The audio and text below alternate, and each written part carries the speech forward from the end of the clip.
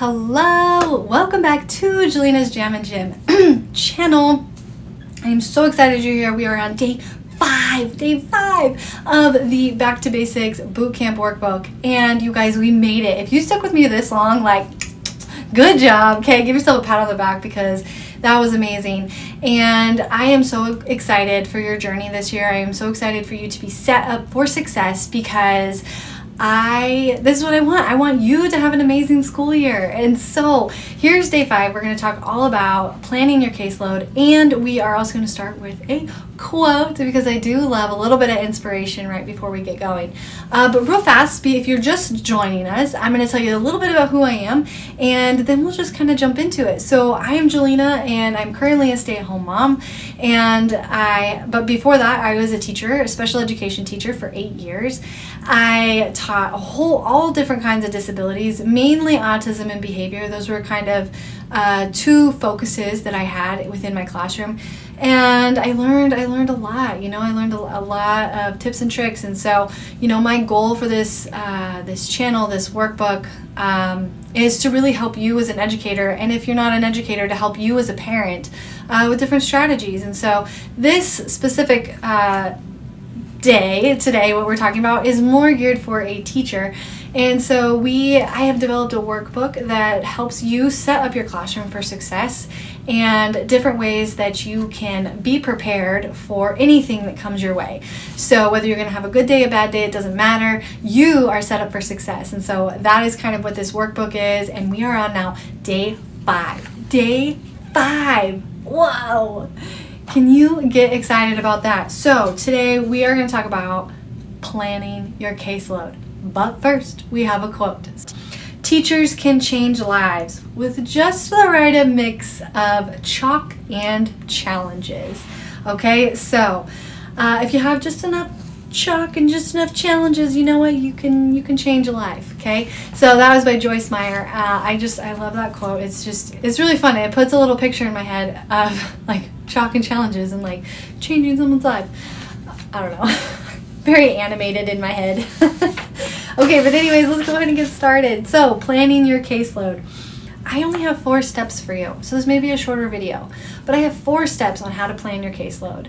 Okay, if you've already done the things that we have talked about, your calendar, your training, setting up your goals, getting your mind right, elevating your day, elevating your year. And so now we're going to talk about your caseload, which is probably the most important part. This is why we're all here, is for our caseload, okay? So, step number 1, okay? This is what works for me. Like I said, you're going to love things about this, and then there's going to be things that just aren't for you. But this is what I did, and I want to share it with you. Step number 1, make a folder for each kid. Okay, now, here's what's fun, is you can color code it. You can color code it by level, you can color code it by grade, you can color code it by boy, girl, or you could just have one color. I always liked to color code by grade. I thought it was a lot easier. And then that way each grade just had one color. It was on the schedule, it was their folder, it was their table, like that was the grade. But that's also because I had K through 6 coming in and out of my classroom all day. So yeah, I liked doing that. But anyway, you make a folder for each student and then you print out or you rewrite, because earlier in a video we talked about rewriting their goals into a more kid-friendly way, which are like I can statements. So either print out or rewrite their annual goals for the folder and make sure that they're in there. Make copies of all the progress monitoring that you're going to need up to whatever their next annual IEP is. And so if their IEP is right away, you probably only need 1 copy. Unless you're going to need something similar to that for like the rest of the year. But what I would do is I would get all of your copies for testing put in that folder right now so that you don't have to go find it. You don't have to worry about it. You can just grab a para, you can just grab the kit. It doesn't matter. Your goals and your testing information is right there, right now, done for the rest of the year, or at least until their annual IEP. So you might have 2 copies for some kids, you might have 4 for others. It just depends. But that's why it's nice to have an individualized folder for them. You can also add if they have a behavior plan and they have a behavior sheet, or if you need to develop a behavior sheet, I would put that in there. Any other information that you're going to need quickly, health plan, allergies, you could put that in their folder if you want to, or you could just write it like on the bottom of their folder. You could do that too. It might even be nice to put their date on, like their annual date on the folder, or their reeval date. That way when you open it, it's just right there. You know, there's a lot of things you can do, but this folder is just that student, and if you need to keep documentation, you just keep it in that folder, and it goes with them all year long, and then you don't have to find stuff, and you don't have to keep separate binders for this and separate things for that, and da-da-da. You have it. It's right there for this kid. Okay, and then you just pull that kid and you just say, okay, let's look at what's going on. You can keep work samples in there.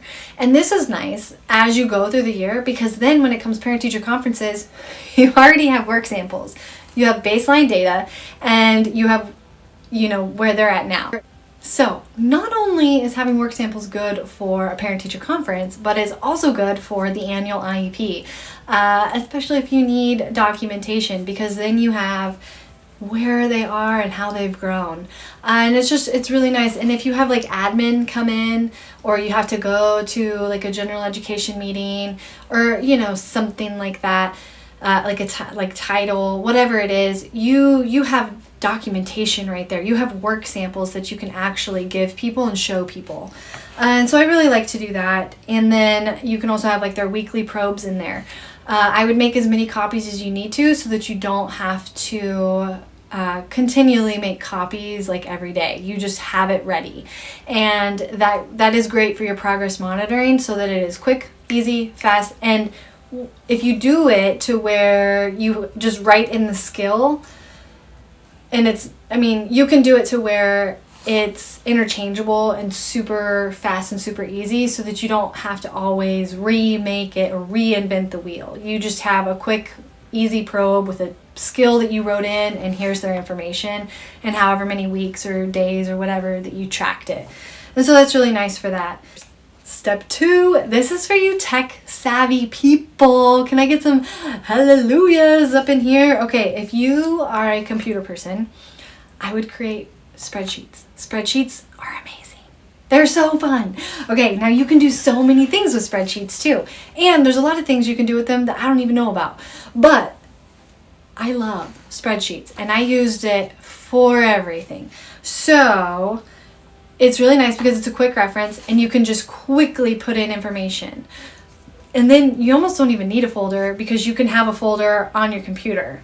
So it's kind of up to you. But anywho, you tech savvy people, create a spreadsheet with your students' information, minutes and services if you want. And maybe I will somehow show some examples of this if you want them. If you do, drop it in the comments. If not, that's okay. We'll just kind of move on. But anyways, then you can also have your tabs for all your progress monitoring or your academic growth and goals, or whatever it is. And what I like about having a spreadsheet with all of this information is you can take it, and if you have it set up correctly, you can make graphs, and then you can print those graphs. You can put them in your kids folder. You can use them for conferences. You can use them for your gen ed meetings. You can use them for your annual IEPs. It just goes on, and it's a visual. People love visuals. They like to know, oh, okay, I see the growth, or I don't see the growth. Is super fast and super easy, and you can email it. The options are seriously endless. And so I love spreadsheets. If you're tech savvy, step 2 is for you. Make a spreadsheet. Okay, and then also tracking your documentation. This is also great for behavior. Okay, so I'm gonna go off a little rabbit trail, but you can use Google Forms, you can use Google Sheets, and what's really cool is if you are behavior tracking and you use like a Google form, and you share it with the people in your building that need it, they can go on and they can click, click, click, and boom, there is your behavior data. Okay, they can even type in a little something if you need it. Or you can do that for yourself, okay? And you can take information from Google Forms and you can put it into an Excel sheet. You guys, like, mind blown. Step number 3, okay? Make a schedule for your paras in your classroom. Okay, so this would be like your schedule, but also if you have it set up for stations or centers, make sure you have this set up now. So start setting up your centers and your stations. Make sure your paras know. Make sure they know what they're going to teach. You don't have to, right now, you don't have to have lesson plans in there, but I would at least start writing out kind of what they're going to be doing in that center or station. And then as the year evolves, I would definitely be putting in lesson plans or updating it, make sure the materials are updated, whatever you need. But for right now, as we organize our caseload, set up your stations, set up your workstations, make sure your paras know when and where they're going places, who they might be working with, or what group they might be working with. Start setting that up now.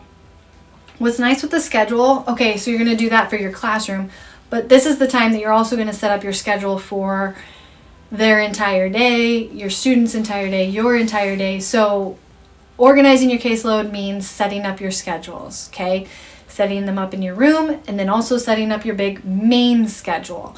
I talked a little bit about this in the last video, but what I like to do when I am making the schedule for the entire day with all my paras and all my kids is I like to go grab all the general education teachers' schedules, and then I have all my kids' minutes and why they are pulled out or left in their classroom with a para support, whatever it is. I like to have all that information right there. And then I take my big whiteboard and I write down my paras' names, okay, and I start plugging in when they go somewhere or when they come into my classroom based on the kids' needs and the general education schedules. So that's how I make my big main schedule. And then what I do is I take that and I put it into the computer so I can see overlap. And I can see where I made mistakes or where someone has nothing to do that they need something to do. And then I can know, oh, this person's being overworked and this person's not. And so that's how I make my big main schedule for everything. And this is a huge piece in special education is the schedule. If you're in a building where they actually revolve the school schedule around special ed, it's amazing because then you don't have as much work. But if you're in a school where you have to work around everyone else's schedule, that's one way that you can do that. I'll tell you right now. Okay, are you ready? Anyone watching? Schedules change. Now, for the most part, they stay somewhat the same, but they will change. And why is that? Why do schedules change? Okay, here's the deal. Every kid is individualized in a special ed classroom. Every kid is unique, okay? And every kid has an IEP throughout the year. Like, we don't just have one time where, oh, this is where all the IEPs are due. No, they are, every single month I have so many different IEPs going on, which means I have so many different changes going on top of sometimes general ed will change their schedule, on top of sometimes there's different assemblies, on top of sometimes you get move-ins, sometimes you get move-outs, okay? The schedule is always changing. There's nothing that you can really do about that. It's not going to be set in stone. If you like a schedule to be set in stone, maybe don't be in a special ed classroom. Now, I say that with as much grace and gratitude as I can because, you know, for the most part, you can have a somewhat consistent schedule and you can have consistency in the special ed classroom, and you need consistency and you need routine. But I do also just want to put that disclaimer out there that things are going to change and it's going to move around things. And you know what? Sometimes you think it's going to work and it doesn't.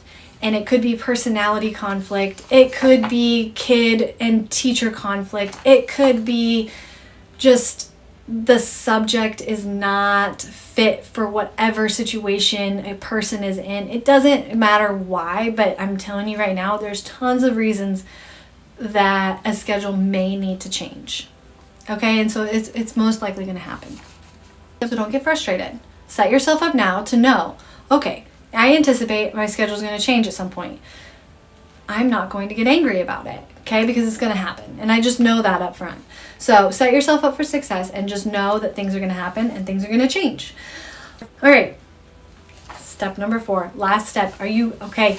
We are at the point now that we can actually start creating lesson plans. Holy cow, we are at a point where we can start creating lesson plans, really getting our stations put together, really getting our centers put together, getting our materials put together, getting our things cut out and printed and laminated, and boom, boom, boom. We are ready, okay? We are now ready to start teaching.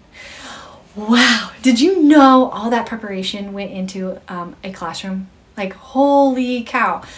Okay, but I just want to tell you, if you do all of these things to prepare in your classroom first, lesson planning is going to be a breeze because everything else is already set up. Everything else is already done. You don't even have to worry about it. Sure, you're going to have to make tweaks and changes and minor adjustments here and there, but majority of it's already done. It's already set up. So now all you have to do is work the plan. Do your lesson plans weekly or monthly, however you can set it up, and just work the plan that you have in place. Okay, so start creating your lesson plans. Get your groups together. Your paras can totally help right now because they can help with getting materials, setting things up, maybe making copies, getting things together, whatever it is. Involve your paras. Get them excited about what's going on. Now, I will tell you, they may have to do some planning in their group, and I kind of like the paras to take a little bit of charge because they have a personality. They have a teaching style, whether you believe it or not. Everybody has a teaching style, and I would prefer that you be comfortable in your teaching. I don't like to write out step by step everything that you need to do. One, because it's very time consuming, and two, things change so quickly. But so I really like when someone can take just a little bit of charge in their own style and their own personality and put their little spin on it. Now, I say that with a little bit of caution because you don't want them to be teaching something that isn't even significant or relevant to what it is that the kid needs to know. So definitely, if you feel comfortable, let your paras do some of their planning, but make sure that it is focused on their goals. It is focused on their holes and their weaknesses, on the things that you're wanting them to grow in. But let them put their personality in on it. Let them put a little bit of their spin on it, okay? You don't want robots in your classroom. And so, involve them in planning for how they're going to work with a group. Let them use their style a little bit, and they'll feel a little bit more calm too. But if you do have someone who's like, no, I need it step for step, like I have no clue what I'm doing, then maybe do that. But just like anything, okay, help them at the beginning, but start fading back once they start getting comfortable, because you don't have to do absolutely everything. You should be doing all the lesson planning. Okay, yes, like nod your head. You should be doing the lesson planning. It is not up to the paras to be lesson planning, but they can put their spin on it, okay, as long as the main objective is being taught. So now, if you don't agree with me, that's okay. It's totally okay if you don't agree with me, but that's personally what I believe and how I think. Okay, you guys, we're like basically done. All right, we're basically done. So I'm going to leave you with this thought. A prepped, planned, and organized room will make your daily life easier. Decorate it to fit your style. Have fun with it. Learning itself should be fun. Okay, it shouldn't be robotic. It shouldn't be mundane. It should be fun. Like, learning is fun. And you should love your job. You should love what you do. So set yourself up for success every single day. Set yourself up for success right now. Take day 1, 2, 3, 4 and put it in place now. Take today and do something great, all right? Start lesson planning, get your groups together, have fun teaching this year, and you know what? Stay in touch. If you want a Facebook group where like-minded individuals can get together, put it in the comments and I will start a Facebook group for you. so that we can build a community of educators who truly love to get out there and do their job. And you may have some tips and you may have some tricks that I haven't gone over that that help you with the chaos. So how are you calming the chaos? This is how I did it, and I am excited to hear from you. So be sure to subscribe, be sure to stay tuned, because I will have more resources for you, and maybe, I don't know, we'll see where this goes. But anyhow, I'm so glad you came and joined me for 5 days of getting back to basics and getting yourself set up for success to have an amazing, amazing, smooth sailing school year. So with that, I will talk to you all later. Bye.